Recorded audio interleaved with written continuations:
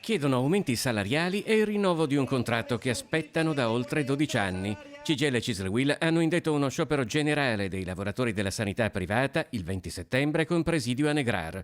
I lavoratori denunciano, tra l'altro, la disparità di trattamento economico a parità di funzioni con i colleghi della sanità pubblica. Economicamente c'è circa un 20% in meno che percepisce il privato nei confronti del pubblico. Noi chiediamo che a pari di prestazioni lavorative ci sia lo stesso compenso economico. Una situazione che, contrariamente a quanto accade coi medici, che non sono interessati dalla protesta, si sta traducendo in una migrazione, o meglio in un tentativo di migrazione dal privato al pubblico. Abbiamo il personale del comparto della sanità privata accreditata che tenta fughe verso il pubblico.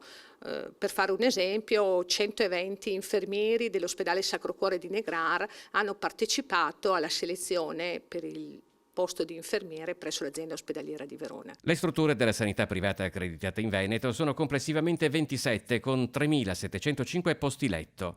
L'appello dei sindacati è al Ministero della Salute, ma anche alla Regione, perché si spenda a tutela dei lavoratori che oltretutto sono impegnati in un settore economicamente florido. È una forte contraddizione, diciamo che è una vergogna e quello che è più grave che sono professionisti, sono i propri collaboratori e sono quelli che contribuiscono ad aumentare il fatturato di questa sanità privata.